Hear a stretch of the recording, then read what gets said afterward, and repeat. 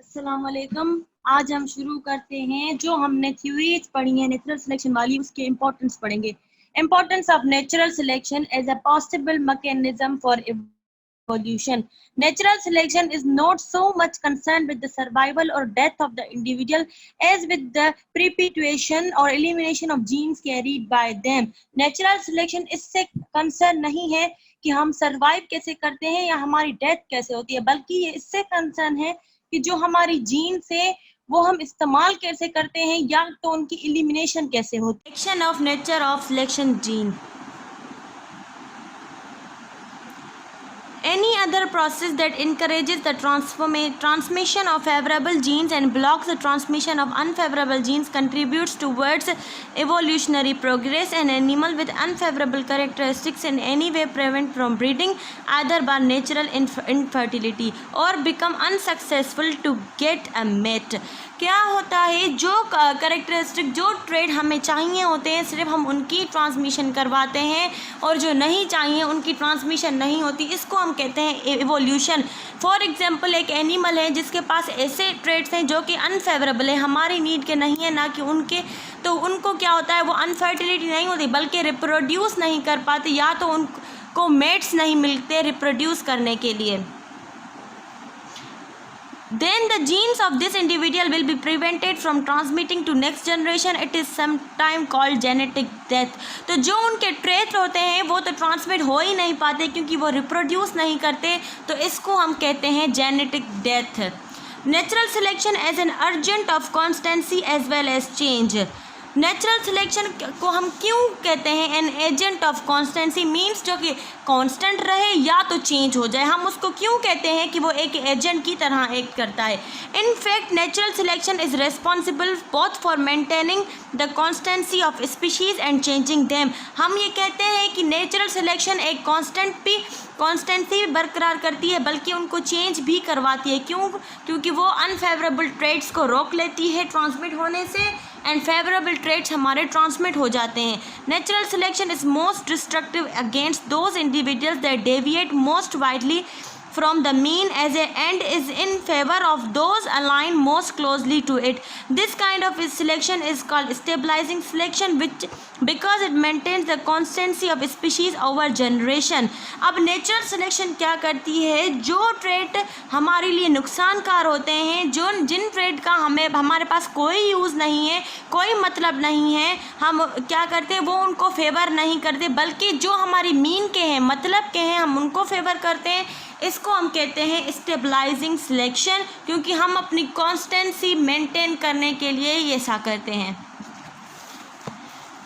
Natural selection and population genetics. In producing long term evolutionary change, the forces of natural selection do not merely act on individual genes but on population. Long term evolution की वजह से जो natural selection होता है वो खाली jeans पे अपना इफेक्ट नहीं करता बल्कि पॉपुलेशन पे भी करता है।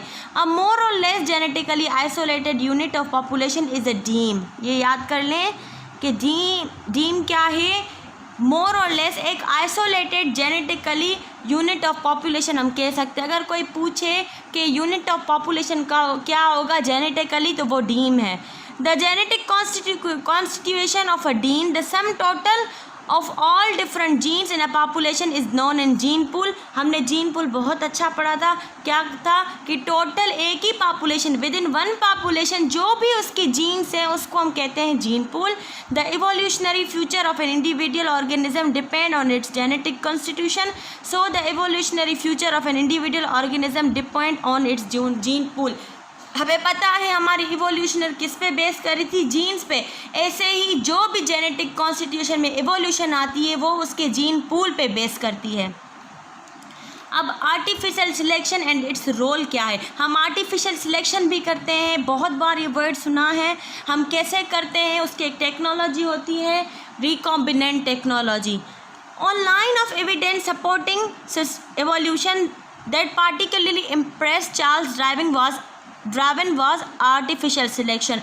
जिस बात से डार्विन बहुत मुतासिर हुआ था वो थी artificial selection. Breeding of domestic plants and animals to produce specific desirable features. हम डोमेस्टिक प्लांट्स एंड एनिमल्स को ब्रीड करवाते हैं ताकि जो हमें फीचर्स चाहिए हमारी डिज़ायर के मुताबिक हमें फीचर्स मिलें। Man has modified some species over generation by selecting individual with the desired trait as breeding stock। हम क्या करवाते हैं, अपने ही मतलब की वजह से जो ट्रेड हमें चाहिए होते हैं अपने लिए हम अपनी मर्जी से उनको ब्रीड करवाते हैं ताकि हमें अपनी डिज़ायर के मुताबिक ट्रेड मिल सकें। The plants and animals we grow and rear for food bear little resemblance to their wild ancestor.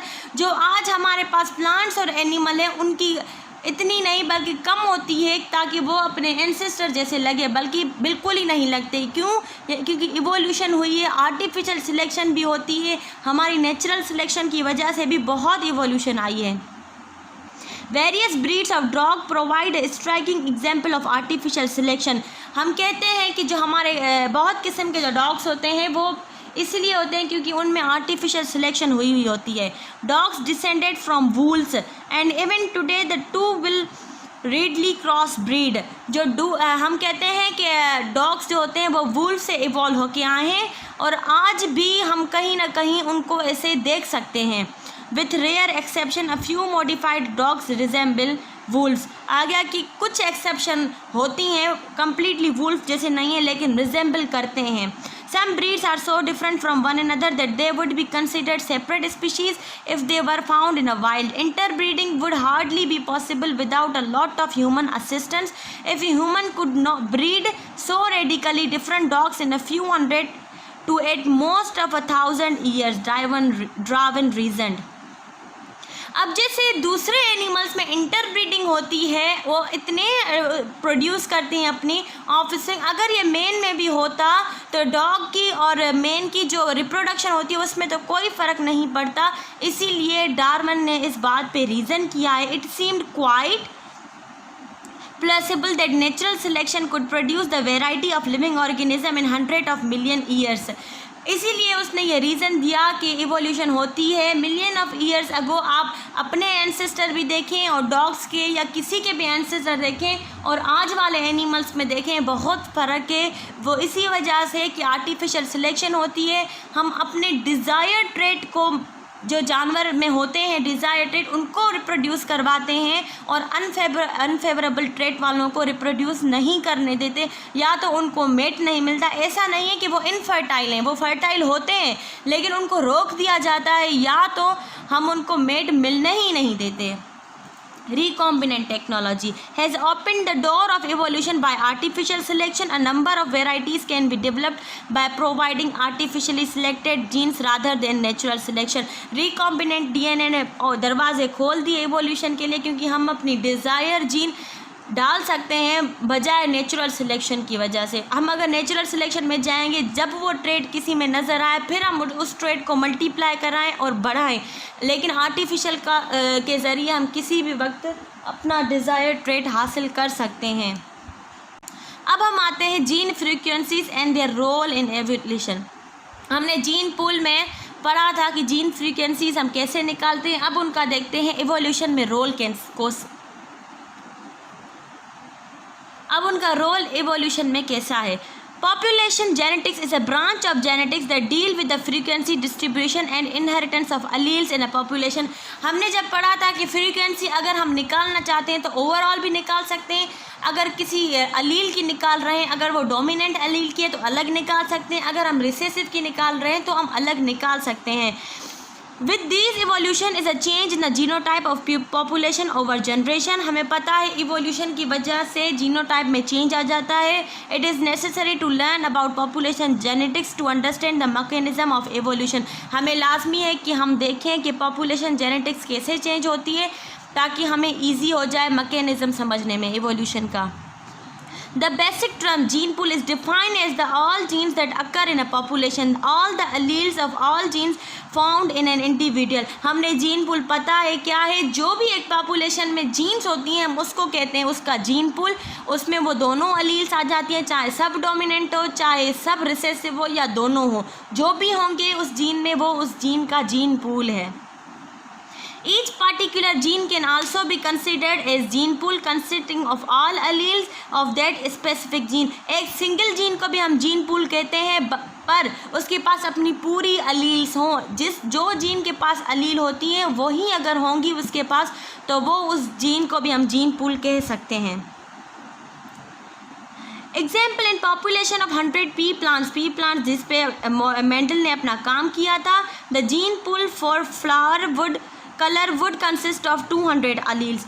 10 P plants हैं, जीन हम लेते हैं कि एक जीन के पास 2 अलील्स होती हैं, इसलिए 10 अगर हम लेंगे प्लांट्स तो 200 अलील्स हो जाएंगे. 10 multiply by 2 200. The relative proportion of different alleles for colour is called allele frequency और gene frequency. Gene pool for flower colour is 140 allele for purple flower and 60 for white. The allele frequency would be and white will be. ये मैंने आप लोग बताया था कैसे हम निकालते हैं. अब देखें 100 टोटल प्लांट्स हैं, मीन्स 200 उसके पास अलील्स हैं. अब उसमें से ये कह रहा है कि 140 जो है पर्पल के लिए है एंड 60 जो हमारे पास है वाइट के लिए है. अब इजी मेथड है, आप ऑब्टेन मार्क्स मैंने कहा था इजी फार्मूला है, आप समझें ये आपकी मार्क्स हैं, आप टोटल मार्क्स से डिवाइड कर दें. 140 को हम डिवाइड करेंगे 200 के साथ, आंसर आएगा. 60 को हम करेंगे 200 के साथ. अब देखिए जब ये करेगा तो 0.7 आंसर आएगा, 0.3 आ गया. अगर हम इसको प्लस करेंगे 0.110 आएगा. मल्टीप्लाई करवा दें 100 से, 100 आंसर, क्योंकि हम परसेंटेज निकालने के लिए 100 से मल्टीप्लाई करवा दें. देखिए 0.7 है, मल्टीप्लाई करवाया, परसेंटेज की साइन दे देंगे ऐसे ही. Now the question arises what role gene frequency plays in evolution. Gene की फ्रीक्वेंसी का आखिर रोल क्या है एवोल्यूशन में. Suppose a cow eat up all purple flowers before they produce seeds. एक काउ ने सब पर्पल फ्लावर्स खा लिए, उन्होंने अभी प्रोड्यूस किए ही नहीं थे सीड्स, मीन्स उनकी रिप्रोडक्शन अभी हुई ही नहीं थी. The allele for purple flower P is dominant over white and P recessive. Means allele जो है वाइट के लिए वो रिसेसिव है, पर्पल के लिए वो डोमिनेंट है. The entire population is in the purple flowered P. या तो वो डोमिनेंट होगा या तो दोनों उसके पास अलील डोमिनेंट होगी पर्पल के पास, या एक पर्पल के पास डोमिनेंट होगी या रिसेसिव होगी. ये जीनोटाइप हम लेते हैं जिसका कलर डोमिनेंट होगा, उसके 2 जीनोटाइपिक हम अज्यूम करते हैं. लेकिन अगर वाइट होगा तो उन दोनों को जो जीनोटाइप होगा वो यही होगा वाइट का, क्योंकि इसमें कोई दोनों सिंगल पी होंगी स्मॉल, क्योंकि इसमें कोई एक्सेप्शन ही नहीं है. None of these plants will grow while the white flower plants reproduce only. Cow ने सब पर्पल प्लांट्स खा लिए, इसीलिए सिर्फ वाइट ने ही रिप्रोड्यूस किया. The gene frequency for purple will drop to 0 while for white would be raised to up to 100%. क्योंकि उसने सब पर्पल प्लांट्स खा लिए, इसी वजह से जो पर्पल की जो फ्रीक्वेंसी है वो 0% है एंड वाइट की जो फ्रीक्वेंसी हो गई वो 100% हो गई. As a result of selective eating habitats of the cow evolution will have occurred in that field. इसी वजह से काउ की वजह से एवोल्यूशन आ गई, क्योंकि काउ ने सब खा लिए और हमारे पास पर्पल फ्लावर्स ख़त्म हो गए क्योंकि उन्होंने रिप्रोड्यूस किया ही नहीं था. It should that evolution is in a change in allele frequency of a population owing to differential reproduction among organism bearing different alleles. इसलिए हम कह सकते हैं कि एवोल्यूशन जो होता है किसी भी अलील की फ्रीक्वेंसी में कोई भी चेंज हो जो जिसकी वजह से जो अलील्स हैं वो डिफ़र कर जाएं. In evolutionary terminology, the fitness of an organism is measured by its reproductive success. In the given example, the white flower had great fitness than purple flower because they produce more viable offspring. हम कहते हैं evolutionary words में कि जो fitness होती है या एक ऑर्गेनिज्म की जीत होती है ताकि वो अपने आप को सक्सेसफुली रिप्रोड्यूस कर पाए. इस केस में इस एग्जाम्पल में वाइट की जीत होगी क्योंकि काउ की वजह से पर्पल फ्लावर्स रिप्रोड्यूस कर ही नहीं पाए, इसलिए उनका रेशो ख़त्म हो गया. जो भी ऑफस्प्रिंग मिले वो वाइट मिले. अब हार्ट्री-वेनबर्ग लॉ क्या है और उसकी इम्प्लीकेशन क्या है, ये क्वेश्चन आया था। दैट क्यू रिप्रेजेंट, या आप इसके जो सिंबल इसमें यूज़ हो रहे हैं वो याद कर लें, ये हमारे टाइम पे आया था कि दैट क्यू रिप्रेजेंट, हम पढ़ेंगे क्या करता है। इन 1908 an English mathematician G.H. Hardy and a German physician W. Weinberg proposed relationship between the frequency of alleles and genotypes in population। उन दोनों ने क्या किया कि जो अलील की फ्रीक्वेंसी होती है और एक जीनोटाइप में रेशो शो किया। This relationship is known as Hardy Weinberg equilibrium. Hardy एक मैथमेटिशियन था, वेनबर्ग एक फिजिशियन था। इन दोनों ने frequency of allele and genotype में अपना रेशो शो किया, रिलेशनशिप शो किया, जिसको हम कहते हैं Hardy Weinberg law. According to them, the frequency of dominant and recessive allele in a population will remain constant, unchanged from generation to generation, provided certain condition exist। इन्होंने ये कहा कि जो भी एक पॉपुलेशन में रेशो होगा, फ्रीक्वेंसी होगी, डोमिनेंट हो अलील या रिसेसिव हो, वो हर जनरेशन में कांस्टेंट होगी। इसको बरकरार रखने के लिए कुछ फैक्टर्स हम मीन्स अज्यूम करते हैं कि वो एग्जिस्ट करेंगे। In other words, under stable condition allelic frequency and their genotype ratio remain constant generation after generation.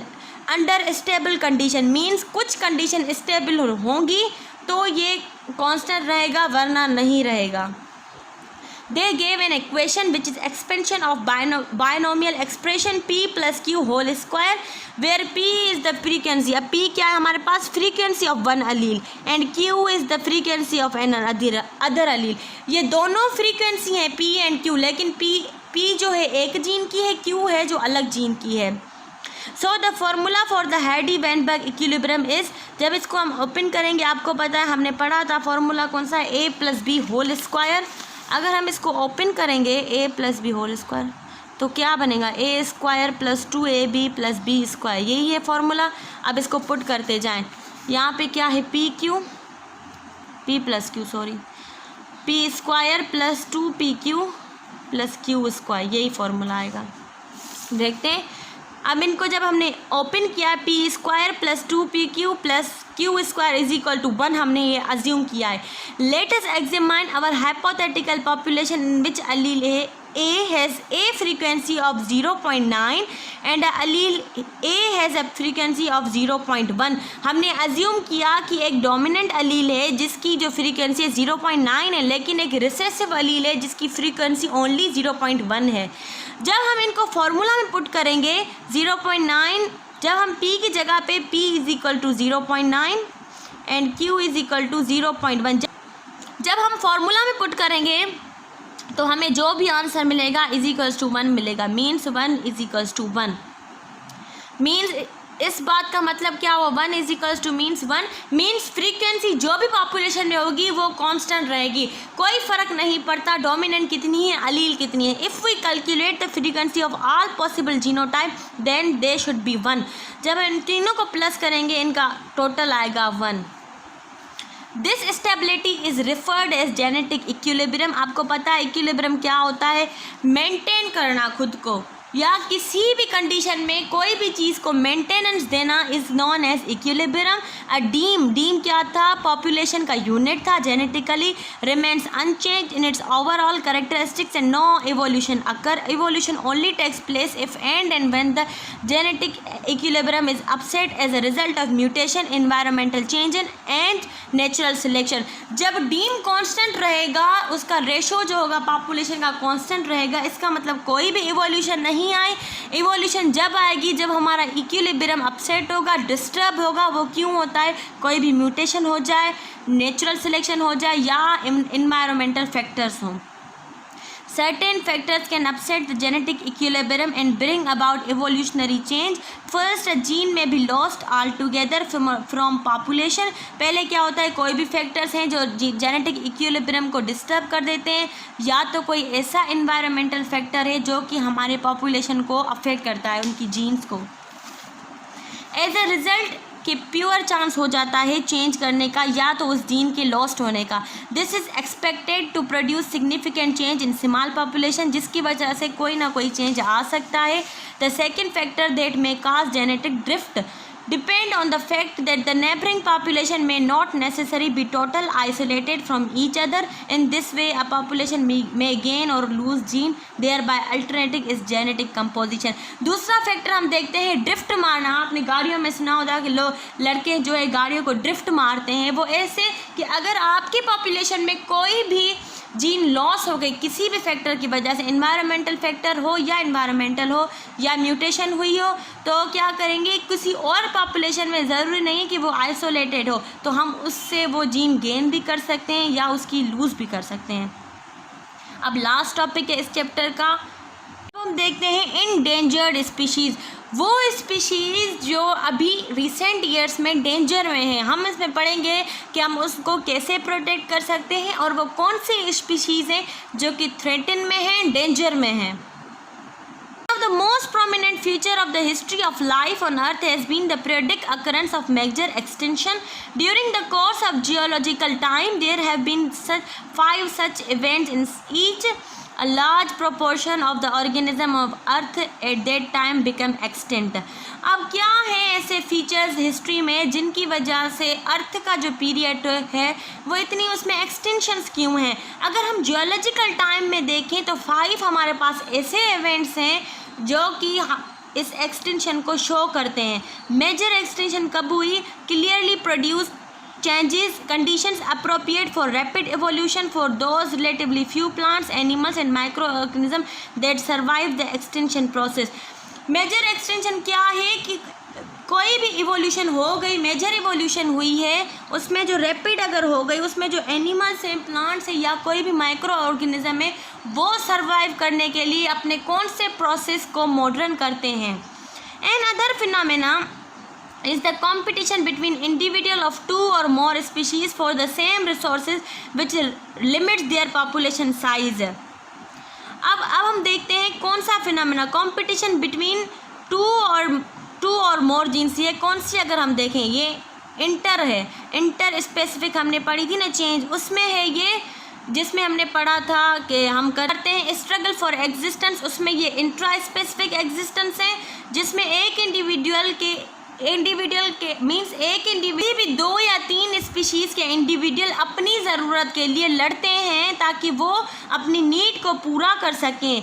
More than 70 years ago, the Soviet ecologist G.F. Gauss formulated what is the principle of one another for the same limited source. Then one of the species will be able to use that resource more efficiently than the other. उसने ये principal formulate किया था कि क्यों है कि 2-3 species के individual एक ही सोर्स के लिए लड़ते हैं, जिसको ये मिल जाएगा सोर्स वही इसे बेनिफिशियली इस्तेमाल कर सकता है. And the former will therefore evolutionally imitate and later locally. The former populations which are in a threat of elimination are called endangered species. वो पॉपुलेशन जो कि खतरे में होती हैं ताकि उनको एलिमिनेट ना किया जाए, उन स्पीशीज़ को हम कहते हैं इंडेंजर्ड स्पीशीज़. उनके ऊपर खतरा है. In recent years, however, the threat to the welfare of wild plants and animals has increased dramatically, most as a result of modernization. आजकल के ज़माने में कुछ ईयर्स में ये जो थ्रेट है ज़्यादा हो रहा है क्योंकि दिन ब दिन इंसान हो, एनिमल्स हो या उनके ट्रेट्स हो, उनमें मॉडर्नाइजेशन आ रही है, मॉडर्न होते जा रहे हैं. Tropical rainforest, the most threatened area on the earth, has been reduced to 44% to their original extent. Tropical rainforest जो कि अभी खतरे में है, उनको भी रिड्यूस करके तकरीबन 44% किया गया है उसकी ओरिजिनल साइज से, क्योंकि आपको पता है आजकल फॉरेस्ट तो सब ख़त्म होते जा रहे हैं. Accurate estimation of the number of extinction is impossible in areas like rainforest where taxonomists have not even described most species. अब accurate estimation तो हम किसी की नहीं कर सकते क्योंकि वो इम्पॉसिबल है, लेकिन कुछ ऐसे फॉरेस्ट हैं जो कि रेन फॉरेस्ट हैं उसमें हम कर सकते हैं, किसी भी स्पीशीज़ को डिस्क्राइब नहीं कर सकते क्योंकि हम किसी भी एरिया का एस्टिमेशन निकाल सकते हैं. किसी भी स्पीशीज़ जो कि डेंजर में है उसका एस्टिमेशन निकाल सकते हैं, हम बता नहीं सकते. Other cause of extinction include climate change. Climatic change, pollution and invasion of foreign species, habitat other than rainforest, grassland, marshes, desert and deep sea are also threatened.